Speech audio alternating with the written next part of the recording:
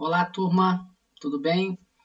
Então, aqui vamos continuar a nossa aula sobre meio ambiente e aqui é a parte 2 sobre o desmatamento. Nesta aula, vamos considerar o que é o desmatamento e quais as causas do desmatamento, as consequências aos nossos ecossistemas vivos e à nossa sociodiversidade. Fique na aula.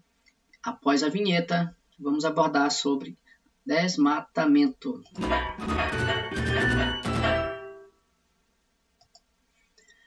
Ok, turma, então aqui parte 2, né? A parte 1 nós abordamos sobre meio ambiente com um enfoque geral e aqui na parte 2 vamos abordar sobre o desmatamento. Nesse caso aqui, o nosso eixo temático geral, né? Desmatamento, agropecuária, mineração e seus efeitos no ecossistema. Parte 2, então, será sobre o desmatamento. Bom, dentro do desmatamento, a gente traz aqui algumas discussões, né? O mecanismo do mito do progresso, ou seja, as indústrias, as empresas chegam nos locais, né, com esse discurso que em nome do progresso, mas para quem que é esse progresso, né? Uma vez que as consequências das instalações de muitas indústrias trazem consequências socioambientais seríssimas que nós iremos discutir aqui. O desenvolvimento da humanidade, a partir da Revolução Industrial e a globalização da economia, é uma outra consequência, né? Dentro desse histórico, o desenvolvimento econômico, então, deve ser o que? Compatibilizado com o desenvolvimento sustentável. Aqui a gente chama atenção do tripé da sustentabilidade, né? O que seria isso? Para se explorar o meio ambiente, legalmente você, né, a indústria, a empresa tem que garantir o que? O social, o ambiental e o econômico. Então, esse é o tripé da sustentabilidade legalmente estabelecido, né, na legislação. E o que a gente coloca aqui é justamente a forma de se explorar os recursos naturais de forma totalmente equivocada, sem obedecer à legislação vigente. Então, nesse cenário de exploração do ambiente, a gente traz aqui um pouco da literatura, né, da questão histórica do desenvolvimento econômico. O homem, historicamente, com o desenvolvimento da sociedade humana, se situa como uma posição cada vez mais central do universo.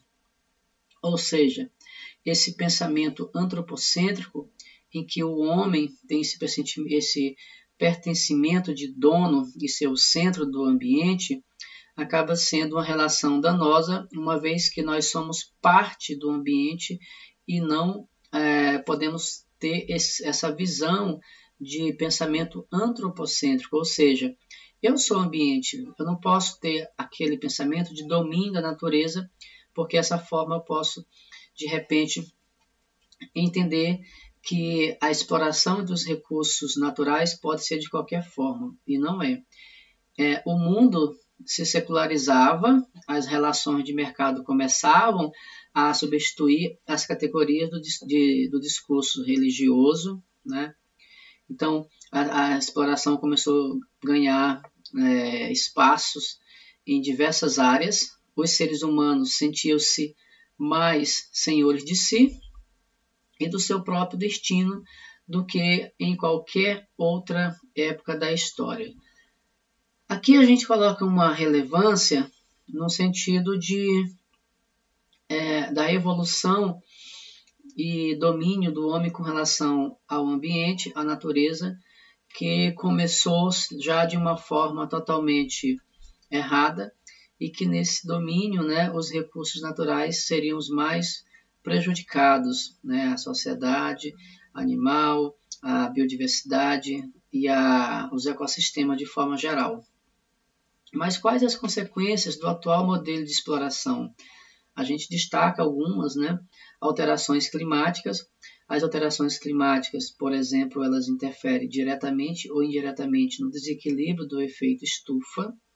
É lógico que o efeito estufa ele não é um problema, porque se não fosse o efeito estufa, de repente a Terra poderia ser até um planeta de gelo e não seria possível a existência de vida aqui.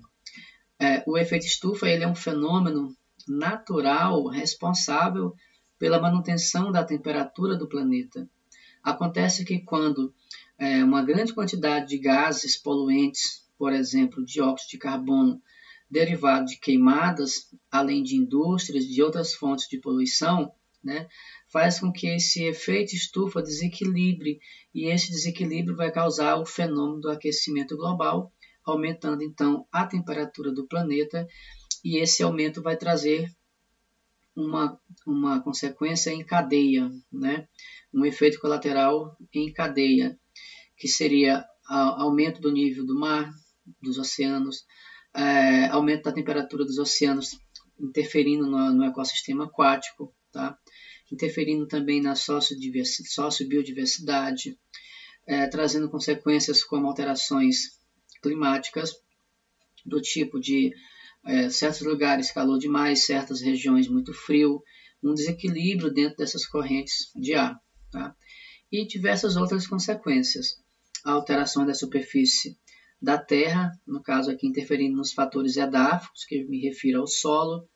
O desmatamento ele provoca o assoreamento dos rios, dos lagos, porque a vegetação da mata ciliar ela acaba sendo suprimida e o assoreamento se intensifica.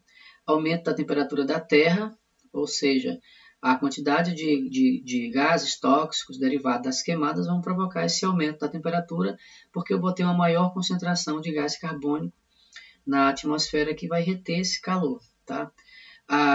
Então, o desflorestamento e as queimadas são consequências seríssimas em relação a esse fator, a destruição dos habitats, e aqui já entra também a destruição dos ecossistemas. Os habitats seriam o endereço da espécie, onde vive uma grande diversidade de espécies na floresta, então esse habitat ele acaba sendo destruído através de queimadas e o efeito estufa então se desequilibra, né? O aumento da temperatura da Terra começa a ficar desequilibrado.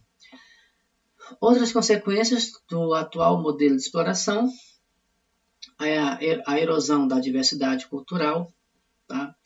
A erosão ética. Então, essa diversidade cultural, ela envolve aí, né, por exemplo, a interferência nas comunidades de floresta, dos quilombolas, dos povos da floresta, dos indígenas, dos ribeirinhos, e que uma área de floresta que começa a ser impactada e destruída, essas comunidades começam também a ser afetadas. O solo é afetado, causando o fenômeno da desertificação. Então, por exemplo, a região amazônica anda com esse avanço e a gente chama atenção, tá? Porque a cada ano que passa, se essa quantidade de impactos ambientais for aumentando, se esse desmatamento for aumentando, junto com as queimadas, né, o fenômeno da desertificação, então já se aborda como um fato, uma característica real, e que o bioma amazônico, assim como outros biomas brasileiros, podem estar acelerando o processo para esse fenômeno da desertificação, onde áreas de florestas começam a se transformar em locais destituídos de floresta, ou seja, praticamente como se fosse um deserto. E isso temos que nos importar, tá? A escassez de água potável devido à poluição dos rios, né, dos lagos, a exclusão social vai aumentar e com isso aumentar também a marginalização e a periferia. A exclusão social ela vai aumentar por falta de políticas públicas, tá? Na qualificação de políticas públicas que possam absorver essas pessoas que estão na marginalização e que elas possam ter qualificação profissional e estudos também. Então, quando se, por exemplo, desmata uma área, quando se invade uma área ou uma empresa chega em uma área e ocupa essa área para explorá-la, e essa área já está lá ocupada por povos da floresta, ribeirinhos, comunidades, e que muitas vezes essa população, essa comunidade, é persuadida a vender as suas áreas ou são até expulsas e vão para a cidade, aí a gente tem a marginalização social e com isso vai garantir aí, vai aumentar a periferia, tá? E com isso, pessoal, se tem periferia, se tem marginalização também, a gente não esquecer também de falar na violência, né, que pode aumentar. Perca da biodiversidade, aqui a gente tem perca genética, tá, porque as espécies são reduzidas. Se tem desmatamento, tem perca de habitats e também interferência nos ecossistemas, perca de ecossistema florestal. Como consequência, vamos ter a poluição. Tipos de poluição aqui pode ser gerada poluição do ar, poluição sonora, poluição visual, poluição da água, e dentre outras como a eletromagnética, poluição por radiação. E a redução da camada de ozônio, né? Quando você tem uma grande quantidade de gases do tipo aerosóis, né, os CF6 lançados para a atmosfera, você vai interferir também na camada de ozônio, que é uma camada que nos protege contra a radiação solar. Bom, então a gente traz aqui um texto para nós refletirmos, tá? Como está o meio ambiente? Vamos ver esse texto aqui e esse modelo de exploração atual, o que ele proporciona, né? O atual modelo de desenvolvimento produz o quê? Acompanha aí, exclusão social, miséria, por um lado, e consumismo, opulência, tá? E desperdício por outro. Então, de um lado você vai ter, tá, a exclusão social, porque a maioria, né, não vai ter esse padrão de financeiro para se manter, mas do outro lado, uma pequena parte vai fazer o quê? Aumentar o consumismo, tá? E a opulência e desperdício, o poder do consumo, tá? Baseia-se também no aumento crescente da produção, consequentemente esse consumo que vai estar gerando muito lixo, vai estar produzindo muito lixo no ambiente. Se eu tenho mais poder aquisitivo financeiro, eu vou aumentar o meu consumo exageradamente. Então essa é a ideia aqui que está chamando a atenção. Ao se aumentar o consumo, aumenta-se a pressão sobre os recursos naturais, porque vai precisar de mais matéria-prima, né? Necessita de mais água, de mais matéria-prima, de mais eletricidade, de mais combustível, mais solos. Então, um efeito em cadeia aí de danos ambientais. Com isso, cresce a degradação ambiental em todas as suas formas. Perde-se, então, a qualidade de vida. E aí, o que a gente tem no final? Né? Nem progresso, nem emprego e nem ambiente saudável. Essas características acontecem porque se exploram os recursos naturais sem obedecer à legislação em vigor. Se explora os recursos naturais, tá, de forma clandestina. Se explora esses recursos naturais não levando em consideração a prática de desenvolvimento sustentável. Com isso, né, não se vai ter um manejo, tá, adequado com as florestas. O que vão fazer é simplesmente o desmatamento em massa, queimadas e ocupação de áreas. O resultado, então, a gente tem aí o que nós abordamos, né? Essa grande perca aí de biodiversidade e também de impactos socioambientais em todos os níveis. E aqui a gente tem, então, umas imagens para nós refletirmos, né?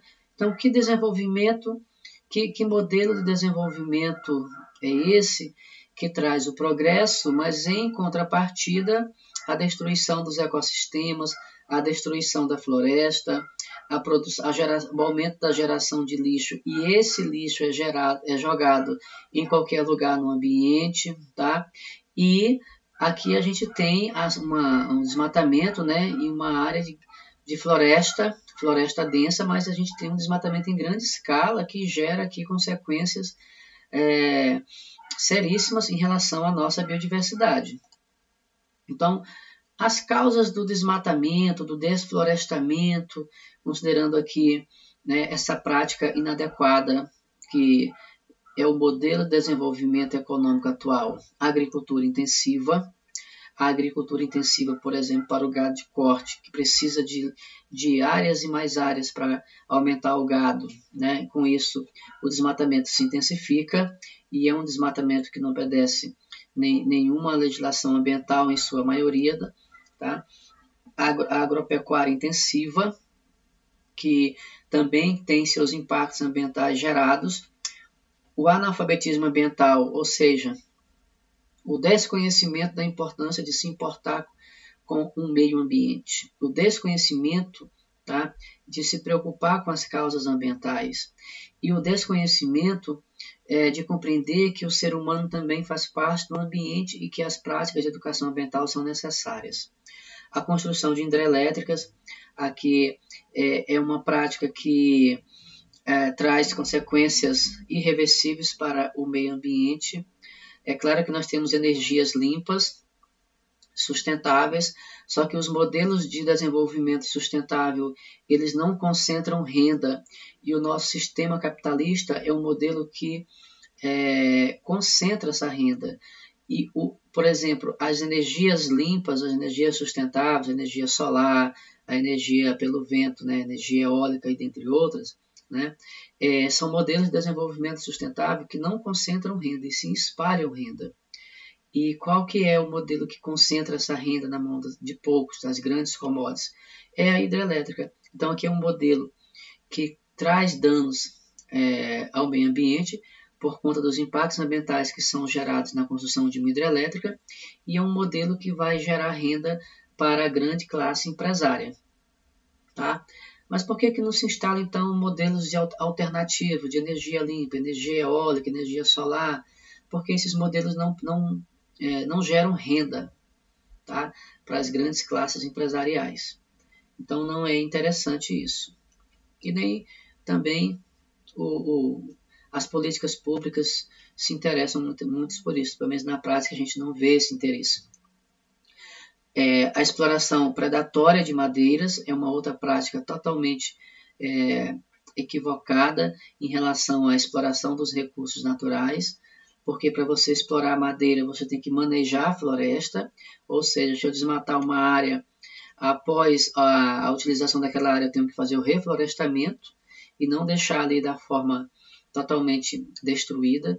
Para você se explorar uma floresta, você tem que seguir a legislação ambiental vigente para fazer com que aqueles recursos sejam preservados e sejam mitigados os impactos, tá? O atual modelo de desenvolvimento econômico causa, então, queimadas, incêndios, aumenta o processo de urbanização, porque muitos povos têm que sair da floresta para ir, são expulsos da floresta e vão para as cidades, e lá a gente tem o fenômeno da urbanização, da desertificação, né? A gente tem alteração profunda aí, outras consequências na circulação de água da atmosfera. Então, um desmatamento ambiental, ele pode provocar o quê? Alteração dos ciclos biogeoquímicos, interferindo aí, por exemplo, no ciclo da água, interfere no solo, interfere na paisagem, uma vez que você vai causar supressão vegetal, o desmatamento vai causar, tá, essas alterações aí. A produção de perdas de biodiversidade, então você tem perda genética, você tem perda de habitats, de ecossistemas, tá?